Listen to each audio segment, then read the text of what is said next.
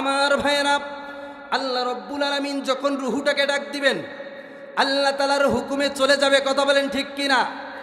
আসমান থেকে যেই জিনিসটা চলে এসেছিল, রুহু নামক যেই জিনিসটা চলে এসেছিল, সেটা আসমানের দিকে চলে যাবে। আর জমিন থেকে যেই জিনিসটা খেয়ে আমাদের এই দেহটা তৈরি হয়েছে, সেটা জমিনের মধ্যে জমিন টান দিয়ে নিয়ে যাবে। কথা বলেন ঠিক না বেঠিক? এই পৃথিবীর জমিনের মধ্যে আমাদের সম্পর্ক রয়েছে, বাপ ছেলের সম্পর্ক রয়েছে, আত্মীয় স্বজন পাড়া প্রতিবেশীর সম্পর্ক রয়েছে। অনেক সময় হুজুরেরা, তাফসীর কারকরা এরকম কথা বলে, এই সম্পর্কটা পৃথিবীর জমিনের মধ্যে থাকে। মৃত্যুবরণ করার পরে আপনার সন্তান সন্ততি আপনাকে দাফন দেওয়ার জন্য, দাফন কাফনের জন্য তারা ব্যস্ত হয়ে যাবে। কথা বলেন ঠিক না বেঠিক? আমার ভাইয়েরা, তাহলে আল্লাহ রব্বুল আলামিন বলছেন, লাহুম কুলুবুন লা ইয়াফকাহুনা বিহা। আমি আল্লাহ তাআলা যেই রুহুটা দিলাম, সেই রুহুটা দেওয়ার পরে যারা অনুধাবন করবে না তারা হবে জাহান্নামী। একটু চিন্তা করে দেখুন তো, দুনিয়ার জমিনের মধ্যে কোনো ব্যক্তি যদি আমাদেরকে এক কাপ চা খাওয়ায়, নাস্তা খাওয়ায়, তাহলে আমরা তাদের প্রশংসা করি কি করি না? এবার চিন্তা করুন, আল্লাহ রব্বুল আলামিন মাথার তালু থেকে পায়ের তালু, এই সারা পৃথিবীটা যা কিছু আমরা দেখছি আর দেখি না, সব সৃষ্টি করেছেন একজন, তিনি কে? এবার আল্লাহ তাআলা ডাক দিয়ে বলছেন, এত কিছু সৃষ্টি করার পরে যে ব্যক্তি আমাকে চিনবে না, আমার পরিচয় অর্জন করতে পারবে না, তাদের স্থানে হয়ে যাবে জাহান্নাম। বলেন নাউযুবিল্লাহ। আমার ভাইয়েরা, 2 নাম্বার বদ অভ্যাস যেটা হচ্ছে লাহুম কুলুবুন লা ইয়াফকাহুনা বিহা ওয়া লাহুম আ'য়ুনুন লা ইউবসিরুনা বিহা। আল্লাহ রব্বুল আলামিন বলছেন, যে ব্যক্তিকে চোখ দেওয়া সত্ত্বেও যেই ব্যক্তি দেখে না, ওই ব্যক্তি হবে জাহান্নামী। বলেন নাউযুবিল্লাহ। আল্লাহ রব্বুল আলামিন শুকুরও বানাইছেন, কুকুরও বানাইছেন, ছাগলও বানাইছেন।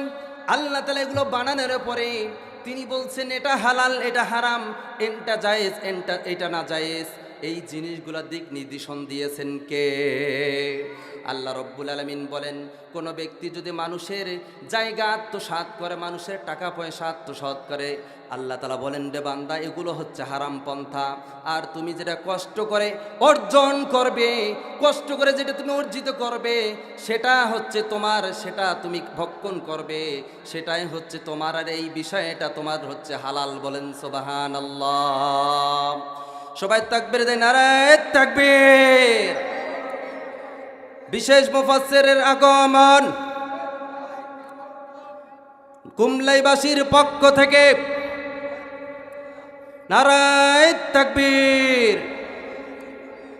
মুহতারাম হাজিরিন, ভাইরা আমার,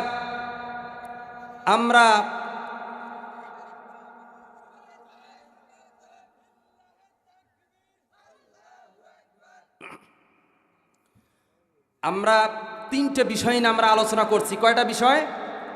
1 নাম্বার হচ্ছে অন্তর থাকা অবস্থায় যে ব্যক্তি অনুধাবন করবে না, সে হবে জাহান্নামী। আর 2 নাম্বার, ওই ব্যক্তি যে ব্যক্তি চোখ থাকা অবস্থায় সত্য মিথ্যা, জায়েজ না জায়েজ, হালাল হারাম না মেনে সে হারামটা গ্রহণ করবে, ওই ব্যক্তি হবে জাহান্নামী। আর 3 নাম্বার আল্লাহ তাআলা বলছেন, ওয়ালাহুম আযানুল লা ইয়াসমাউনা বিহা। আর যে ব্যক্তি কান থাকা অবস্থায় শুনবে না, ওই ব্যক্তি হবে জাহান্নামী।